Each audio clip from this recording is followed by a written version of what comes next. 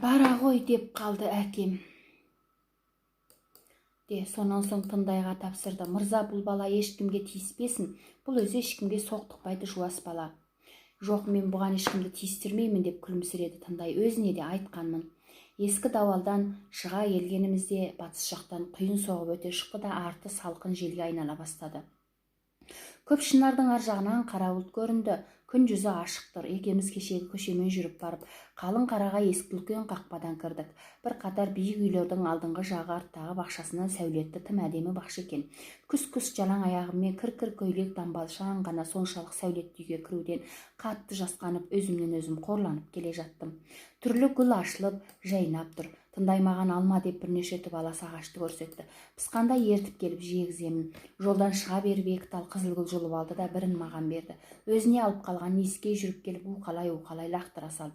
Иісі жақсы деді сонан соң.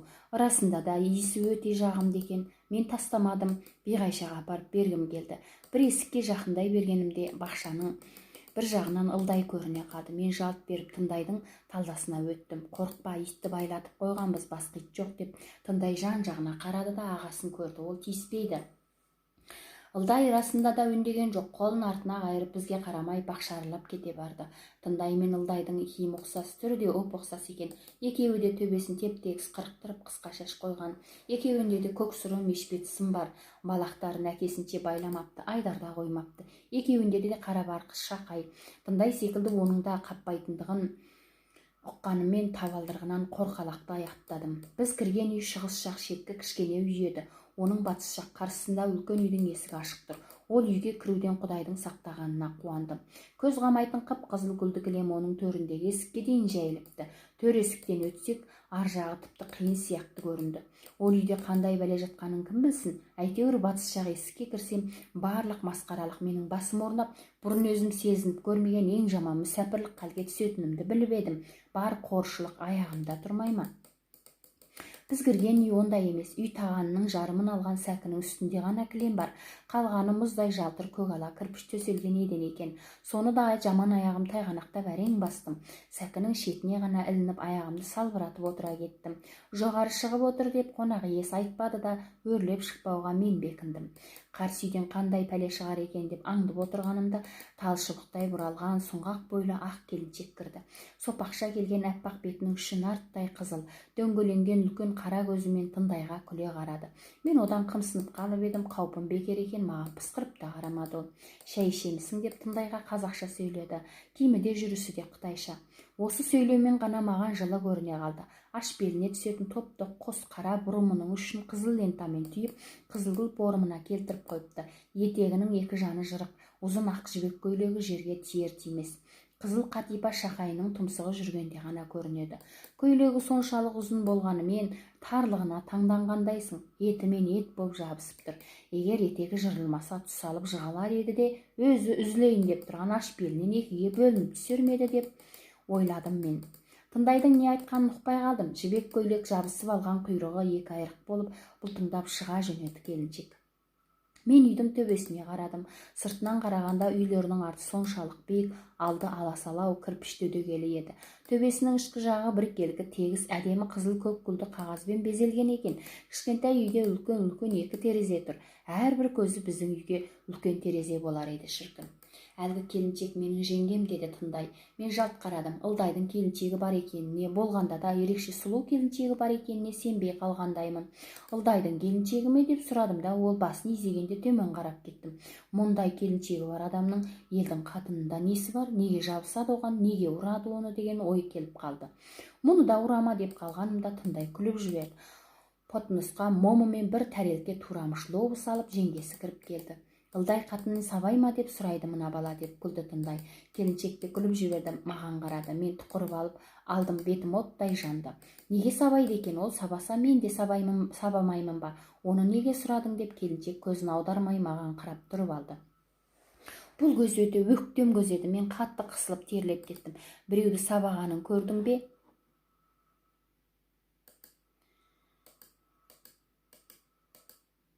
Жауап бермесең болмайтындай Тындайға саса қарадым мен. Тындай шытылып қалды. Екінші рет қарағанымда көзін қысып қалды. артыңды қыс деген екенін сезе қойдым мен. Жауап қатпай мендей күлімсіреген сияқты болдым. Менікінің өте қиюсыз қысылыстан болған күлімсіреу екенін білемін. Дөңгелек аласа столдың ернеуін сызғылай бердім. Бұл өте ұялшақ бала, бірақ сөйлей қалса тіпті қызық сөйлейді екен деп тындай келіншекті өзіне қаратып әкетті. Кімнің баласы өзі? Жаңа келген бір көршінің. Келіншек жыпылықтата сөйленетін бір тілде сөйлеп алды да соңынан қазақша жалғады. Біз әдемі киіндіріп мырза қып қояр едік. Жеңгесі шай құйып беріп шығып кеткен соң Тындайдан оның солаңша не деп сөйлегенін сұрадым. Сені біздің солаң сияқты екен, әке-шешесі бізге берсеші, көп ақша берер едік дейді. Бұл келіншек солаңдардың үлкен бір байының қызы. Әкесінде ұл жоқ. Сен оған бала болсаң, әдемі мырза болар едің. Әкең де малды болар еді. Менің жүрегім аузыма тығылып дүрсілдеп кетті. Қолыма алып бір ұрттаған шайды қоя салдым.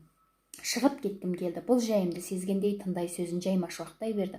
Қорықпай-ақ қой, әкеңнің сені бермейтінін білемін. Әкең де шешең де өте жақсы көреді екен сені. Барған сайын маған тапсырады ғой. Көңіліңе алма, бұлғатын былжырайды. Шай іш, мынау жақсы сәй, момымен қосып жеп тойып ал.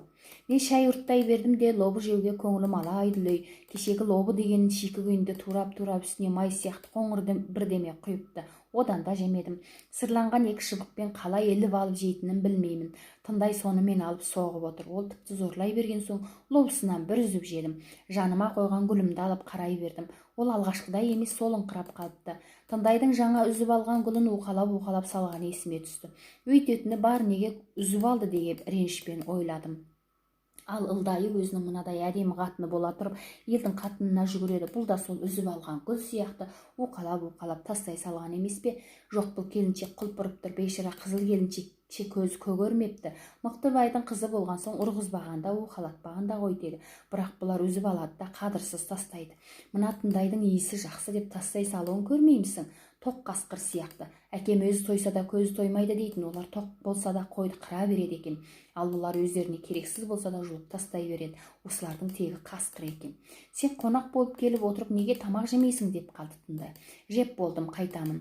Әй, сен әлгі қатынның сөзінен қорқып қалдың ғой. Мына момын ал, кейін жейсің. Жаңғалтаң бар ма? Менде жаңғалта бола ма? Тындай қалпағымды алдырып, мен өзге момыға 2 бүтін момы салып берді.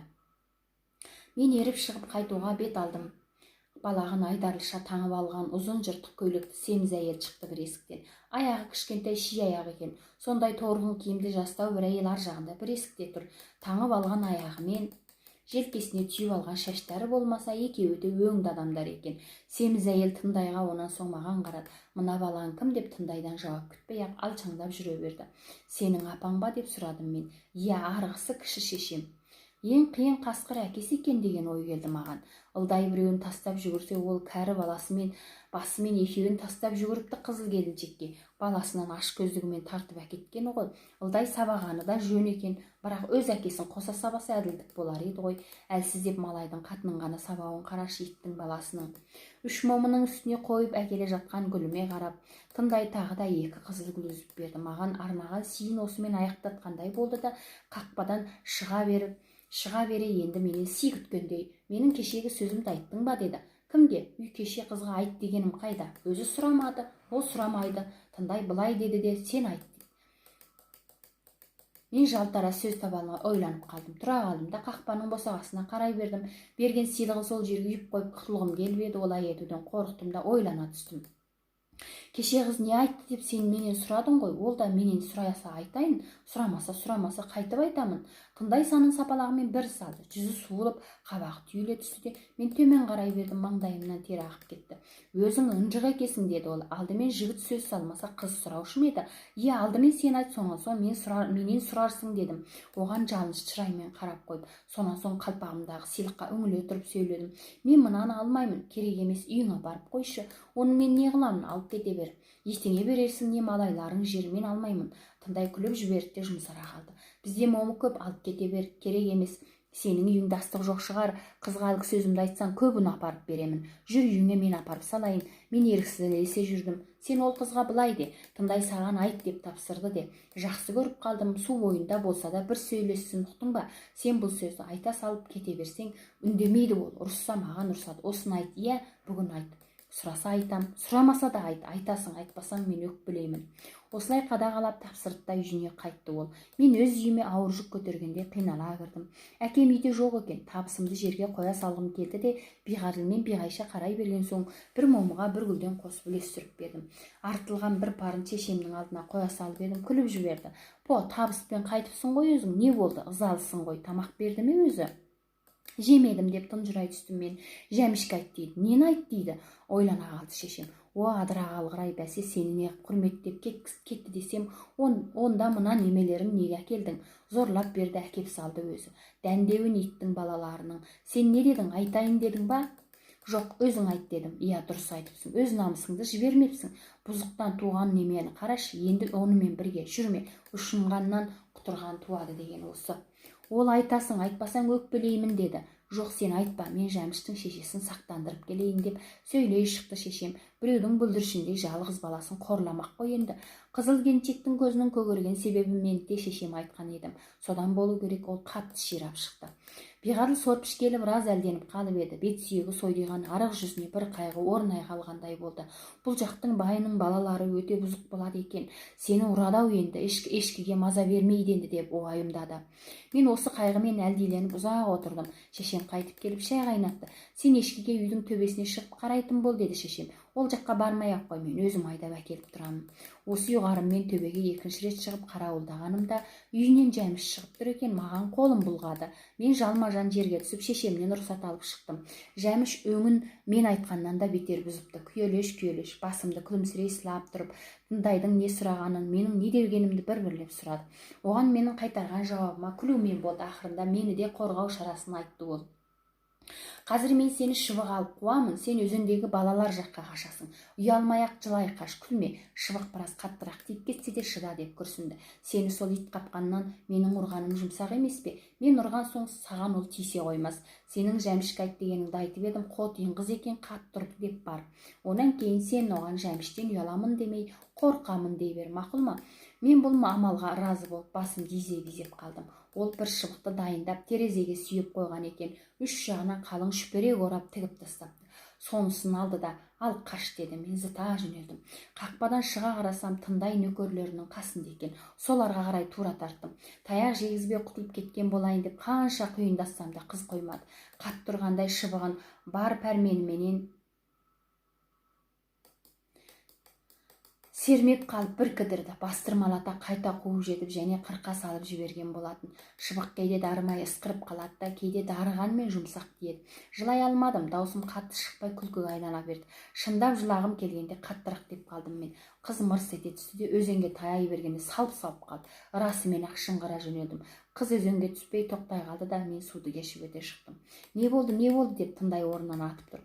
Мен қашқан бойы ар жағына ешкі жүрген жаққа өтіп кеттім. Сендер не үйретіп жүрсіңдер бұған деп шақ ете түсті Жәміш. Бұзықтарың өздеріңмен кетсін. Екінші рет мұндай сөз айтқызатын болсаңдар ешкіміңді аямаймын. Мені кімге ұқсатып жүрсің? Қыз қылт бұрылып қайтып кетті. Шешесі қақпадан шығып қарап тұр екен. Тындай ауыз аша алмай қалды. Мен басқалардың көруінен ұялып ешкінің қасына барып жатып алып едім. Қуғыншы мен қарауылшы үйіне кіріп кеткен соң ғана шақырды Тындай. Бармадым, мені расында қорқудан ұят меңдетіп алғандай. Осы неме үшін қыздан таяқ жегендей көріндім-ау мен. Сырттай көргендер болса не дер екен деген намыспен бүрісе түстім. Тындай қасыма келіп түрегеліп тұрды. Айттың ба? Айттым. Ол не деді? Күлді ме? Арқама екі шыбық қатты тиіп еді. Өзім тілеп ұрғызсам да титығыма жеткендей болды. Таяқ күле ме екен деп ышқына қарадым оған. Үн-түнсіз шыбық ала сабады мені. Әрең құтылдым. Маған Тындай суына қарады. Менің сөзімді ғана айтпай, қопал сөйлеген шығарсың, тіпті шағыстырған болуың мүмкін.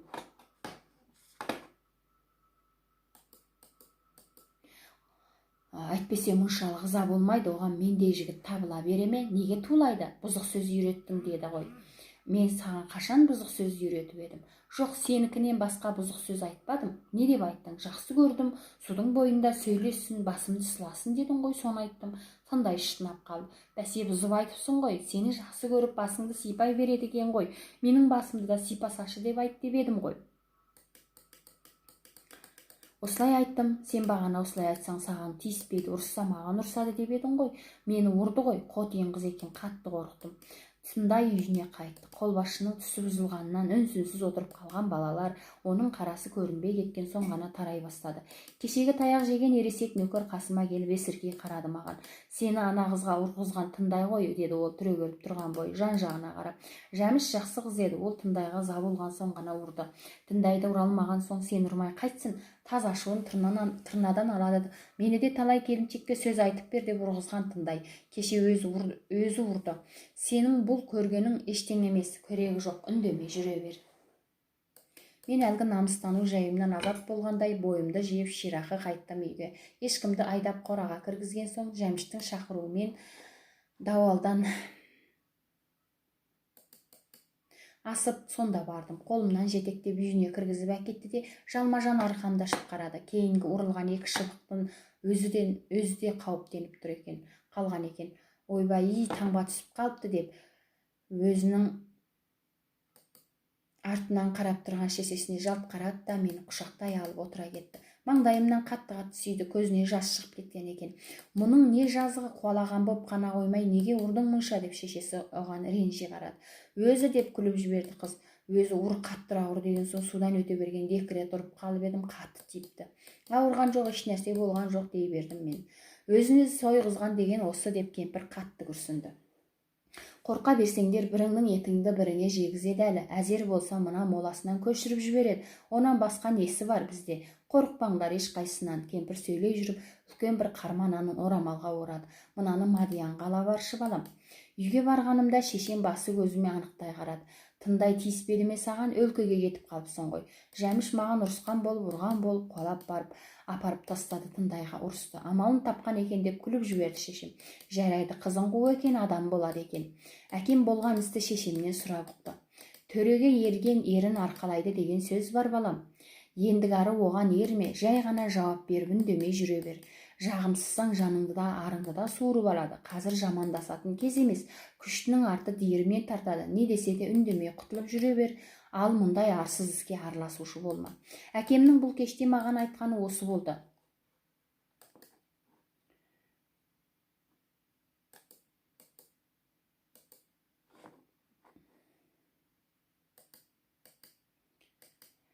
Ертеңіне тәртең жалғыз ешкінің соңына еріп көк майсаға бардым. Қорқынышсыз бардым. Тындай үшін қыздан таяқ жеп алдым ғой. Енді мұның ұрарлық себебі жоқ қой. Нөкерлер қораланып алып әңгіме айтысып отыр екен. Келе жатқан маған қолбасшы бір қарап алды да өзі алдыңғы күні шапалақтаған нөкерін оңашарақ шығарып оған бірдем айтып жатты. Күн буалдыр еді. Батыс жақтан сүркейлеу соққан жел жаңа көтеріліп келе жатқан күннің жылуын қайтара айдап келтірмей тұрған тәрізді. Қораланып отырған нөкерлердің қонжауы бүгін тым төмен екен. Сырттарынан келіп отыра кеттім. Ешқайсысы маған қарамады. Ығысып орын берер түрлері де жоқ. Топқа қайтып келген Тындай маған қарап та қоймады. Келісімен екеуіне топ-топ бір жағы жарыла орын берді. Қолбасшының танауы ісініп алыпты. Қарасұр жүзінен ызғар шашылып тұр екен. Қиық көзінің құйрығына бір рақымсыз күш тартып тұрғандай, екі көз екі жаққа қиыстап жыртия қалыпты. Бүгінгі күннің сүркейлігі де қолбасшының осы ызғарынан болып тұрғандай білінді маған. Топ жым-жырт, бәрі төмен қараулы. Әлгі оңаша шығарып сөйлескен нөкері сөз бастады. Жеген таяғы бүгін есінде жоқ сияқты. Сарынды көсемше кейіпте келе қалды. Биғабыл, деді төмен қараған бойы. Тындай мырзаны сен қатты өкпелетіпсің. Бәрімізге белгілі қайырымды мырза еді, көңілін қалдырыпсың. Бұл кісінің талабын орындамайтын ешбір қызда келіншекте жоқ еді. Кеше әне үйдегі бойжеткенге шағыстырып ұрыс қызыпсың. Құрметті мырзаның сөзін бұзып жеткізіпсің. Сол үшін мырза сені бұл жерден бөлініп кетсін дейді, ешкісін бізден аулаққа бақсын деп бұйырып отыр. Менің өреккіп соққан жүрегім су сепкендей суынып барып басыла қалды. Мырзасынан да бәрінен де айнығандай осы топ түгелімен біртүрлі нәжістің үлкен үймесіндей болып көрінді маған.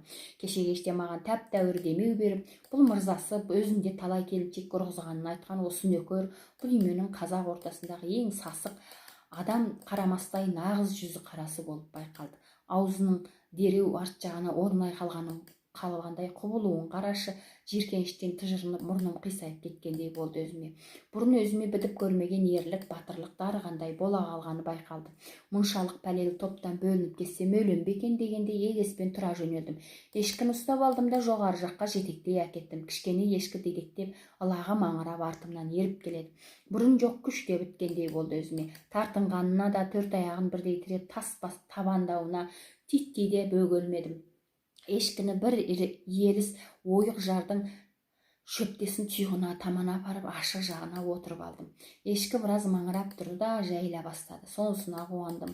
Жалғыз жайылып көрген жуас ешкі сияқты. Менің бөлінісіп кеткенімді шешем көрген екен, биғаділді жіберіпті. Bir лақты ешкіге 2 қойшы қосылып жақсы жайылдық. Оның үстіне бұл жерде зөрекөр үкімет жоқ, өзімізбен өзіміз еркін сезіндік. Біз жүрген жеріне ертеңінде тыңдай келді. Жүрегіміз зырылдай жөнеліп еді. Ақыраңдамай сынықтау келді. Мен анадай жерден шақырылда отыра қалды. Қасына мен барып тұра қалдым. Сен отыршы деді. Мен тұра бердім. Нақақ соттағанына қарай оған артар айыбымды ойлап тұрдым. Сен ана қызбен қайтадан сөйлестің бе? Неге сөйлесем? Ол ұрды ғой. Енді оның қасына бармаймын. Біздің қасымызға барасың ба? Сендер қудыңдар ғой, бармаймын. Неге? Барғым келмейді, қорқамын. Сен ана қызбен енді бір сөйлес. Менің сөзімді туралап айтып қой. Bir айттым, енді айтпаймын. Әкем мұнда іске араласпа деді, араласпаймын. Ол үндемей суық қарап қайтып кетті. Сол күннің кешінде бұл суық бізді біреу кеп түсті. Көз ішіп отырғанымызда ылдай есіктен үңіліп қарап қалды да, көшіңдер деп қолын бірақ сермеді. Ертең басқадан түсіремін бұл үйге. Әкем далаға шығып сөйлеспек болып орнынан атып тұра басын төбеге тағы соғып алды. Әдеттегісінше оған кеймей төбесін сипалай шықты. Мырза, бұл үйді Мақұлбек сұрап алдым деп бізді кіргізіп еді. Мырзаларға мен айтқанмын, 1 жылға дейін қуаламайды деген. Сіз неге ашуландыңыз, соны айтшы. Жоқ, ит деген себеп айтып тұрмайды. Бас салып жылады, көш деген соң көш. Ойпырмай, кім айтты ит деп?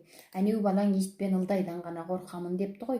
Көш енді, көш деген соң ылдай сөзін тыңдамайтындығын білдіре бұрқырап қолын сермей жөнелді. Итпен бала бірдей деген емес пе, мырза? Оны ересек біреумізден естімек баланың сөзімен жазаламақпысың, баламен бала болғаның ба? Ылдай дауалдан шыға бере қатты ақырады. Кет бұл жерден, кет дегенде ит те кетеді. Әкем қалшиып тұрып қалды. Шағын қара сақалы дір ете түсті де оң қатпай қала берді. Сол орнында көп тұрды. Мен шешеме қарай бердім. Сен қозғалмай тамағын шебер деп қойды шешем. Әкем қайта кіргенде өңі бұрынғы қалпында екен, еш нәрсе болмағандай бейғам қарап қойып отыра кетті. Сен оны кімге айтып едің? Тындайға да дедім мен. Ол менің неден қорқатынымды сұраған соң айтқам.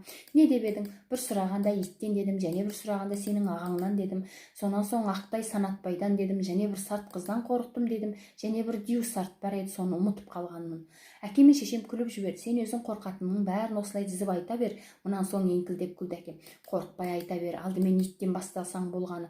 Қорқытатын адамдар ит болмаса өзі қорқады. Онда о тіліңнен балтамған қоңыр қозым, оқасы жоқ, көш десе көше береміз. Кіндік кесіп кір жуған жерімізден, туған елімізден айырылған соң зорекердің ілушінінде қимайтын неміз бар. Бұл сөздегі менің айыралмағаным тіліңнен балтамған қоңыр қозым деу болды. Бұл жолы менің тілімнен балтамған емес, у тамғанын енді түсіндім. Әкеме қалайша бал болып ұғылады. Әкем дереу Мақұлбегіне кетіп еді, оның көшірмей алып қалу қолынан келмейтінін білген соң тез қайтыпты. Алып келген ең жақсы хабары ешкінің бізге басымен тигендігі болды. Ауруы адагүдей жазылғандықтан разы болып сауынға берген лақты ешкісін бізден қайтарып алмайтын болыпты. Енді Ергейтіге бигелді тұрған Смайыл Хуйзудың үйі қасына көштік.